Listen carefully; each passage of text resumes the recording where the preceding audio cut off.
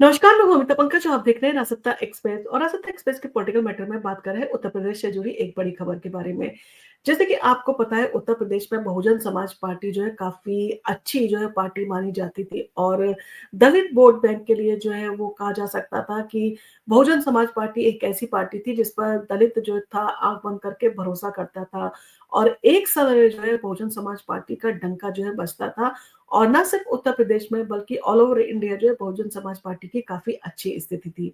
तो आखिर क्या कारण है कि टाइम के साथ में जो है आपने देखा बहुजन समाज पार्टी की स्थिति जो है कमज़ोर होती जा रही है और उसका जो वोट बैंक उसके लिए जो है विश्वसनीय वोट बैंक माना जा सकता था, काफ़ी ट्रस्ट करती थी पार्टी दलित वोट बैंक पे, वो कहीं न कहीं उससे दूर जाता हुआ नज़र आ रहा है। आपने देखा उत्तर प्रदेश का उपचुनाव हुआ, उसमें भी जो है बहुजन समाज पार्टी कुछ खासा जो है वो स्कोर नहीं कर पाई। लोकसभा चुनाव में भी जो है बहुजन समाज पार्टी की स्थिति जस की तस रही यानी कि वो उसमें भी कोई स्कोर नहीं कर पाई और अब दिल्ली चुनाव जहाँ पर बड़ी-बड़ी पार्टियों के लिए जो है बहुजन समाज पार्टी खतरा मानी जाती थी और जो आरक्षित सीटें थी उस पर माना जाता था कि बहुजन समाज पार्टी बड़ी-बड़ी इन पार्टियों का खेल जो है वो उनकी रणनीति बिगाड़ सकती है।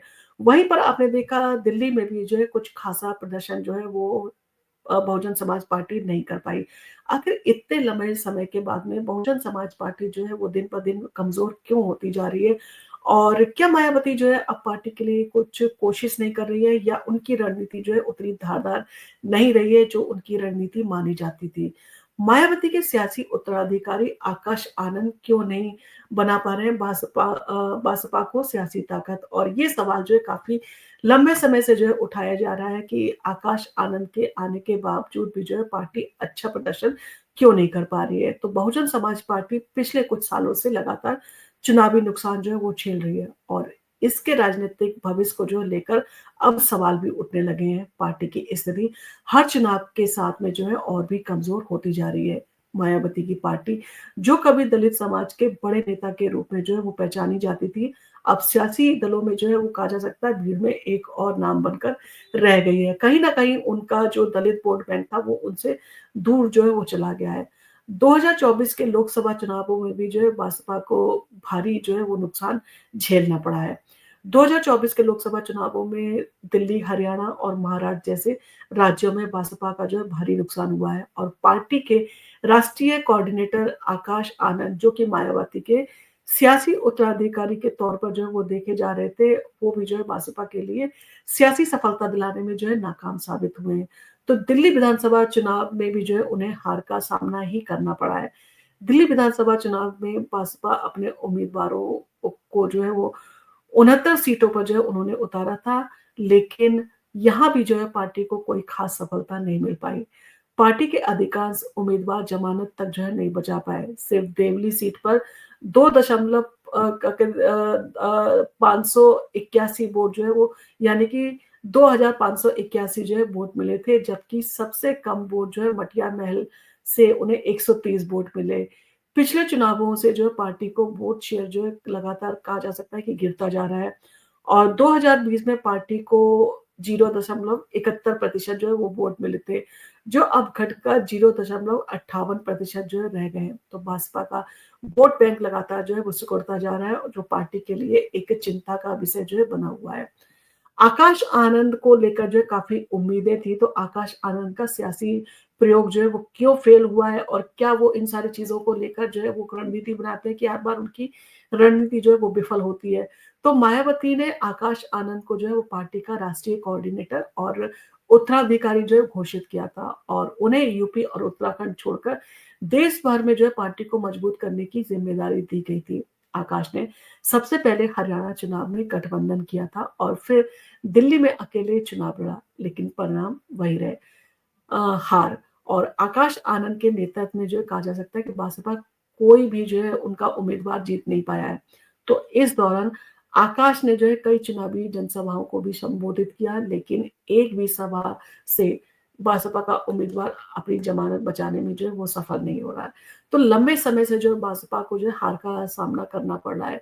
तो बसपा का वोट बैंक क्यों उसके पास से खिसक रहा है? अगर इसके बारे में हम रिसर्च करें तो बसपा का सबसे बड़ा वोट बैंक जो है वो दलित वोट बैंक हुआ करता था। लेकिन अब वही वोट बैंक जो है वो बसपा से खिसक कर दूर दलों में जो है जा चुका है। आपने देखा उत्तर प्रदेश के चुनाव में समाजवादी पार्टी और कांग्रेस के पास में जो है वो दलित वोट बैंक चला गया और इसका फायदा जो है बसपा को नहीं मिल पाया था। और ये बुरा हाल जो है बसपा के लिए किसी बड़ी चिंता से कम नहीं है। आकाश आनंद जो पार्टी को नई दिशा देने की कोशिश कर रहे हैं, उनका नेतृत्व भी जो है कहीं न कहीं विफल जो है वो साबित हो रहा है। तो अब पार्टी के एक ग्राफ को सुधारने में जो है वो कहा जा सकता है कि आकाश आनंद भी विफल रहे हैं। आकाश के पास पार्टी को जो है वो मजबूत करने के लिए, गठबंधन को सुधार करने के लिए और राजनीति में जो है वो लाने का कोई ठोस जो है कहा जा सकता है कि प्लान नहीं था। इसका सीधा असर पार्टी के सियासी स्थिति पर जो है पड़ रहा है। पार्टी अकेले चुनाव लड़ने के फ़ॉर्मूले पे जो है अड़ी हुई है, जिसका नतीजा ये है कि मतदाता जो है वो जीत की उम्मीद छोड़कर दूसरी पार्टियों को वोट दे रहे हैं। और कहीं न कहीं जिस तरह के समीकरण चल रहे हैं, आने वाले समय में बसपा को जो है वो गठबंधन जैसी रणनीति को जो है अपनाना पड़ेगा, अन्यथा वो अपने अस्तित्व से भी हाथ धो बैठ सकती है। तो आकाश आनंद के नेतृत्व की स्थिति के बारे में अगर बात करें तो आकाश आनंद की स्थिति ये है कि वो पार्टी में कोई बड़ा बदलाव नहीं कर पा रहे हैं। मायावती ने उन्हें पार्टी की कमान जो है सौंपते हुए अपनी पुरानी कार्यशैली में उन्हें बांध रखा है। आकाश को पार्टी के उम्मीदवारों के चयन की पूरी स्वतंत्रता नहीं मिल रही है और ना ही उन्हें अपनी विचार शैली का खुलकर इस्तेमाल जो है करने की छूट मिली है। इसका नतीजा है कि पार्टी जो है वो एक के बाद एक चुनाव जो है वो उसमें हार का सामना करना पड़ रहा है। और हालाँकि आपने देखा आकाश आनंद ने एक बार जो है भारतीय जनता पार्टी के ऊपर मुखर होके जो है उसके ऊपर हमलावर हुए थे और उसको जो है वो कहीं न कहीं उसके ऊपर जो है हमला करने की कोशिश की थी, परंतु कहीं न कहीं अंदर ही अंदर जो है मायावती ने उन्हें ऐसा करने से जो है रोक दिया था। तो कहीं न कहीं अगर आप अग्रेसर नहीं दिखाते, आप अपनी विचारधारा से जनता को नहीं परिचित कराते हैं, आप अगर अपनी जो है वो रणनीति नहीं बनाते हैं मजबूत, तो कहीं न कहीं आपकी पार्टी के लिए जो है ये कहा जा सकता है कि चिंता का विषय बन सकता है। अब इन सारी चीज़ों के चलते हर किसी के मन में यही सवाल है कि बसपा का जो है वो भविष्य क्या होगा? तो बसपा के सियासी भविष्य को लेकर मायावती की चुप्पी और आकाश आनंद का संघर्ष पार्टी के लिए चिंता का विषय बन चुका है। उत्तर प्रदेश में पार्टी का जनाधार पहले से कमज़ोर हो चुका है और अब देश भर में भी जो है बसपा की स्थिति लगातार खराब होती जा रही है। आकाश आनंद की अगुवाई में पार्टी को फिर से मजबूत बनाने की चुनौती जो है और बड़ी हो गई है, क्योंकि अब किसी भी चुनाव में जो है वो कहा जा सकता है कि पार्टी अपने उम्मीदवारों को जीत दिलाने में सफल नहीं हो रही है, बल्कि उनकी ज़मानत बचाने में भी जो है वो सफल नहीं हो रही है। तो क्या आकाश आनंद पार्टी में बड़ा बदलाव जो है वो ला पाएँगे या उन्हें पार्टी अ, कहा जा सकता है कि पार्टी उनको जो है वो विराम दे सकती है या उन्हें जो है वो उनसे जो है सत्ता वापस ले सकती है, ऐसी भी जो है अटकलें लगाई जा रही हैं। आखिरकार सवाल यही है कि आकाश आनंद पार्टी के लिए कोई बड़ा जो है बदलाव नहीं ला पा रहे हैं। बसपा के सियासी भविष्य का जो है वो सूरज जल्दी ही जो है डूब जाएगा या क्या? जिस तरह से आकाश आनंद एक युवा नेता हैं और उनको जो है अगर उनको पूरी तरह से तैयार करके अगर लाया जाता तो कहीं न कहीं उनकी रणनीति रंग ला सकती थी। परंतु कहीं न कहीं उनको बाँध के रखने की कोशिश, उनको पुराने तरीके से चलाने की कोशिश, जो पुराना पैटर्न था उसी पर जो है वो चलाने की कोशिश जो है मायावती के द्वारा की जा रही है। तो कहीं न कहीं वो अपना कहा जा सकता है कि पार्टी में एक खुले तौर पर जो है वो काम नहीं कर पा रहे हैं। अगर वो किसी चीज़ का एक्सपेरिमेंट करना चाहते हैं, तो उन्हें रोक दिया जाता है।